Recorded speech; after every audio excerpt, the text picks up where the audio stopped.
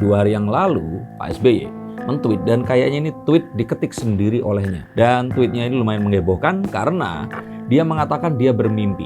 Apa yang dikatakan sebagai mimpinya atau tweetnya ini sebenarnya memiliki banyak sekali tafsir atau multi tafsir. Yang pertama, kita akan beritahukan bahwa yang disebut mimpi ini sebenarnya bukanlah mimpi dalam artian benar-benar tidur dan bermimpi. Dan ini adalah langkah yang disarankan oleh konsultan politik yang sangat-sangat cerdas, mengingat apapun yang terjadi, apa yang bisa didapatkan oleh Partai Demokrat adalah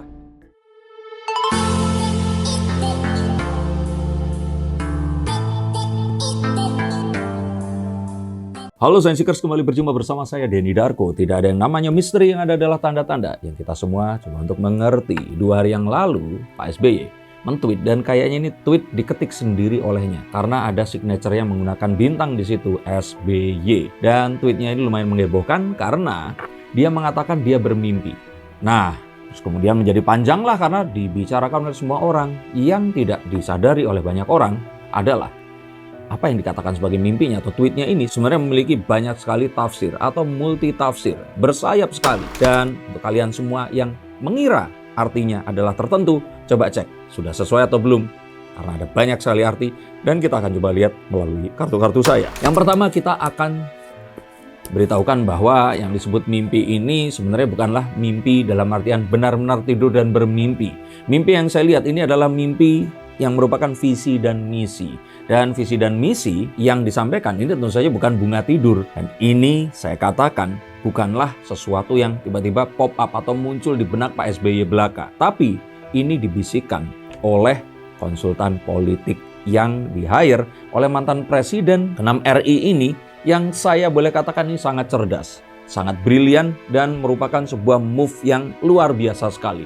Nah, kenapa begitu? Yuk kita akan lihat dan bongkar dengan kartu-kartu saya. Yang pertama adalah memiliki makna yang terbuka di satu tapi tertutup di yang lain. Makna yang bahkan secara dua arah. Ini kalau pesulap itu menggunakan artinya double meaning, dual reality. Sesuatu yang memiliki arti yang berbeda saat dikatakan dan memiliki makna yang diinginkan terhadap dua orang yang memiliki pandangan yang berbeda. Sehingga ini saat dikatakan kepada orang yang let's say oposisi ya, dia akan dapat nih pesannya. Tapi saat ini dikatakan kepada yang pro pemerintah, ini pun juga akan langsung dimengerti. Nah, hebat kan? Kita akan breakdown apa saja dan kalian pasti akan kaget saat saya akan bongkar artinya. Yang pertama, kita lihat tentu saja dari posisi Partai Demokrat yang saat kemarin itu sesuai dengan piagam Koalisi Perubahan untuk Persatuan, yaitu sebagai oposisi.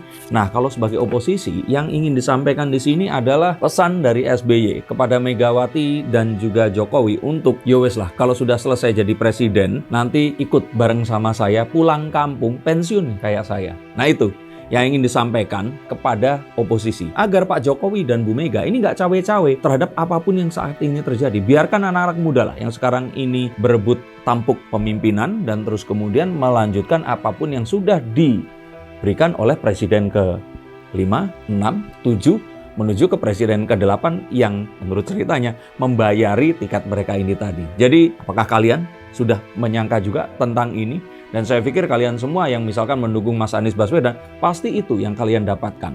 Dan bukan arti yang didapatkan oleh para pendukung Mas Ganjar atau Pak Prabowo. Nah, kira-kira apa yang didapatkan oleh mereka? Jelas sekali bahwa Pak SBY di sini mengajaknya ikut satu gerbong. Yang artinya dalam politik ada satu pemaknaan bahwa kalau dalam satu koalisi atau dalam satu pemahaman dan pihak berpolitik yang sama, artinya satu gerbong. Nah, sedangkan kan kereta ini kan ada banyak kan. Kenapa kok nggak di beda gerbong? Kenapa juga pemilihannya modanya kereta api bukan pesawat terbang? Padahal kalau presiden kan waktunya kan amat sangat mahal, akan lebih cepat dan lebih nyaman menggunakan pesawat terbang.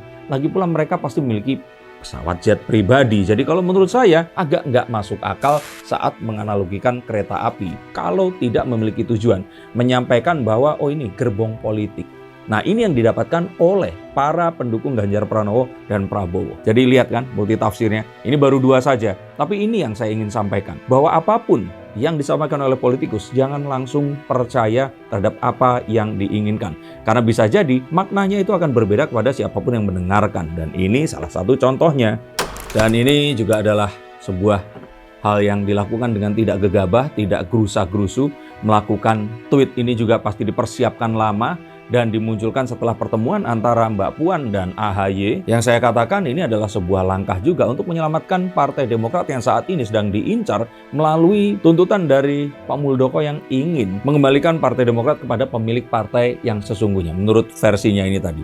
Jadi ini adalah sebuah hal yang juga ingin disampaikan yang menunjukkan bahwa Pak SBY ini juga ikut turun gunung loh untuk mengurusi ini tadi.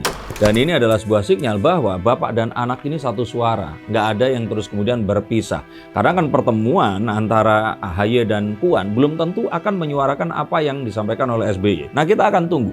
Ini balas berpantun. Kita akan tunggu sebentar lagi. Bu Mega pasti akan menjawab ini semua melalui apapun caranya nanti. Apakah Bu Mega juga akan meng-quotes mimpinya atau apa. Tapi pemilihan saya bermimpi pun itu adalah sebuah cara yang cerdas karena kita tahu bahwa Bu Mega ini sering sekali menggunakan intuisinya melalui penglihatan yang beliau dapatkan juga lewat mimpi, lewat perasaannya dan hal-hal yang memang selama ini terbukti.